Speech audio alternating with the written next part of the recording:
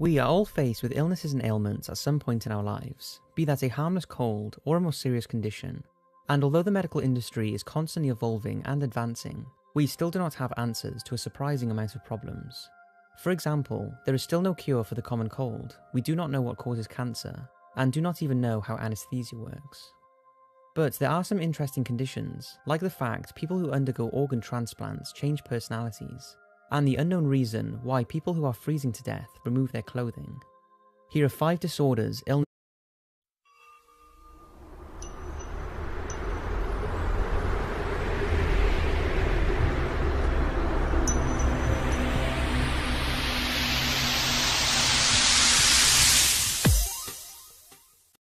paradoxical undressing. We have all heard of hypothermia, the nightmarish condition that occurs when the average person's body temperature has dropped below 35 degrees.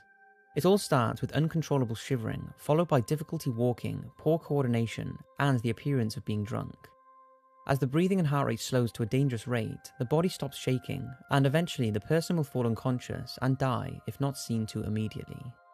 But right before death, it's long been known that the sufferer in a semi-comatose state will instinctively try to hide.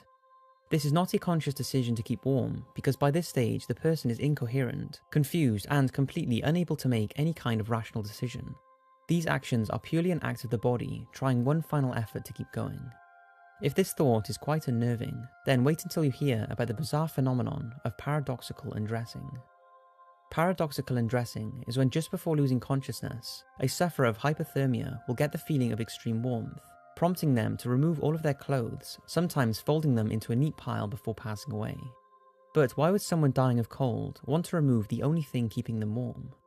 Well, the reason for this is not completely understood, although it's thought the dilation of blood vessels in the skin as a result of the cold and the deterioration of the brain can cause this sensation of extreme heat.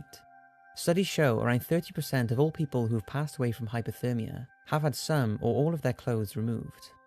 Now, I don't know about you, but the thought of someone undressing from a feeling of warmth whilst their body temperature is continuing to drop as they freeze to death is very unnerving. And the fact that we still do not 100% know for sure why this happens, and it makes the bizarre phenomenon of paradoxical undressing all the more stranger. Oakville blobs.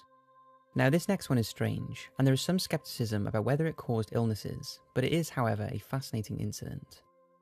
At around 3 AM on the 7th of August 1994, rain began to fall over Oakville, Washington. But this was no ordinary rain. What was falling was a strange jelly-like substance. Over the next 3 weeks, the area experienced this strange jelly rain a total of 6 times. Local resident Dottie Hearn described the substance as a mushy, rice-sized blobs with a gelatinous texture. And local patrolman David Lacey had to stop his car after the substance smeared over his windscreen, making it impossible to see. After it had stopped falling, both David and Dottie, along with other residents, began to fall ill. They suffered from various symptoms ranging from difficulty breathing, vertigo, blurred vision, and nausea. And several cats and dogs who had come into contact with the goo were said to have died. Dottie's symptoms were so severe she was admitted to hospital, and her daughter was convinced that there was a connection to her mother's sudden illness and the blobs. After examination, it was revealed that the blobs contained human white blood cells, and were teeming with 2 types of bacteria, one of which lives in the human digestive system. This led to speculation it was human waste released from an aeroplane, although this was quickly dismissed as waste from planes has to be dyed blue, and is forbidden from being dumped mid-flight. However, Dottie was not happy with these findings, and over a year after the incident, she sent some samples she had stored in her freezer to a microbiologist.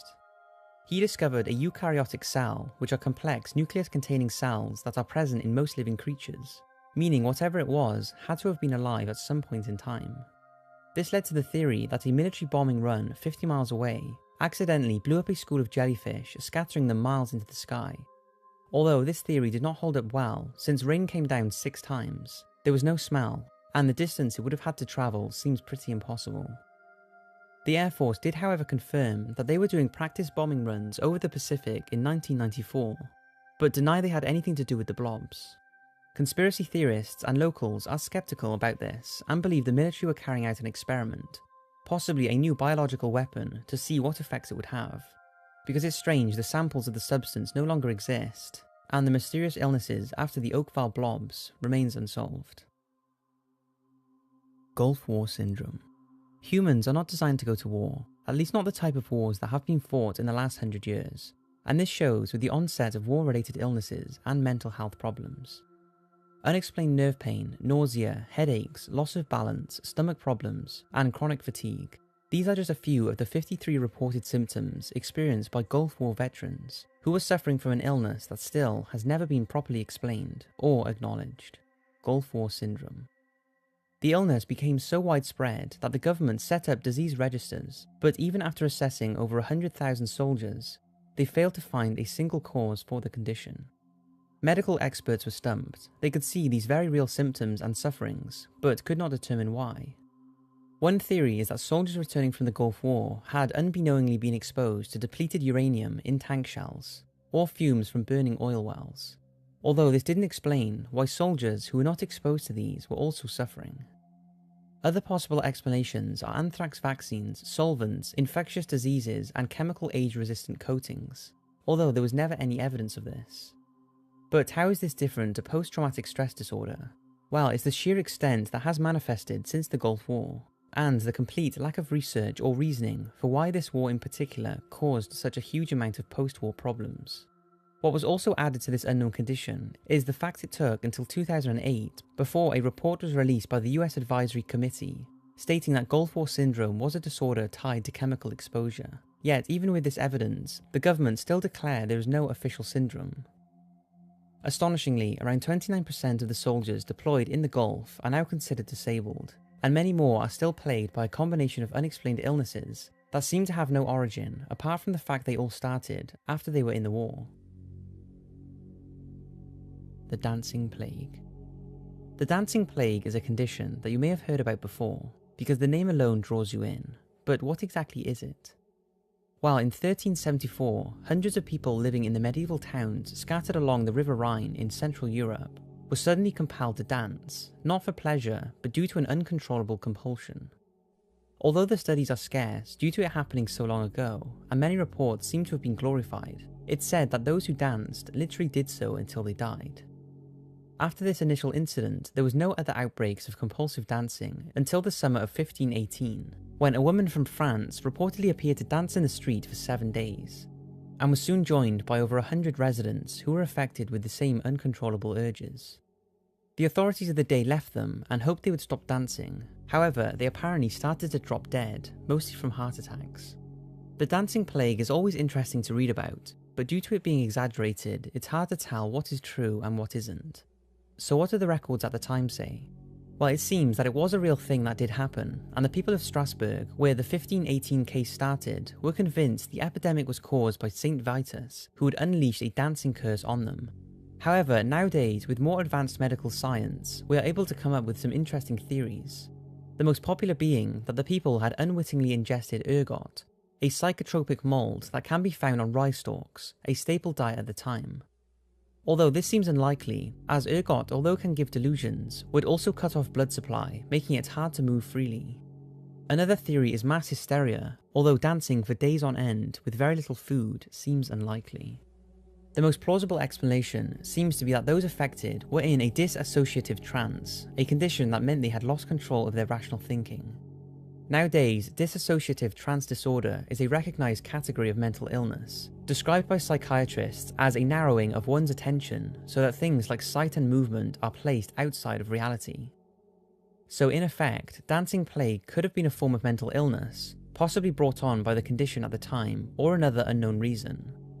But it's said that this unknown illness that caused people to move in a manner that looked like they were dancing took the lives of hundreds of people, and it's still a mystery as to why. New organ, new person. Although organ donation is controversial and divides opinions, there is no denying that many people's lives have been saved from receiving another person's organ to replace their failing one. But with the growing list of transplant patients, it's becoming apparent that some recipients are inheriting the traits of their donors, and there are many examples of this. Take Simon, a 29-year-old who was born with cystic fibrosis and from a young age knew he would eventually need a new liver. That happened when he received a liver of an 18-year-old girl. The operation was a success. However, upon waking, the once polite boy began swearing, something he never did before the operation. Simon believes the reason he started swearing was because of the transplant that must have given him some of his transplantee's traits. Then there's the story of Bill, a 52-year-old Arizona businessman who suffered a life-threatening heart attack and received a new heart from Hollywood stuntman Brady Michaels. After recovering from the operation, Bill, the once overweight and unhealthy man, was drawn towards sports and getting fit, and even became a medal-winning swimmer, cyclist, and runner, traits he linked to his new heart. However, it's not always good parts of the donor's personalities that manifest, and one story sticks out in particular. Sonny from Georgia received a heart from a suicide victim, and in the years after he received his new heart, had shown no signs of unhappiness or depression. But in April 2008, he was found dead in his garage with a self-inflicted shotgun wound to his throat. These were the identical circumstances in which his donor had killed himself 12 years earlier. Incredibly, Sonny's widow Cheryl was also previously married to his donor. They had become friends, and Sonny said he felt like he had known her for years. These are just a few of the many bizarre changes of personality in people who have received organ transplants.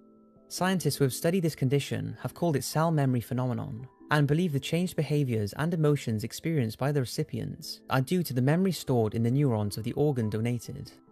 There is now enough evidence to suggest that up to 6% of new organ recipients will experience some change of personality. And in addition to this, there was one patient who had a liver transplant and acquired the immune system and the blood type of the donor due to stem cells transferring over to her bone marrow. Pretty crazy, huh? So there's 5 illnesses, conditions, and diseases that researchers are still scratching their heads about.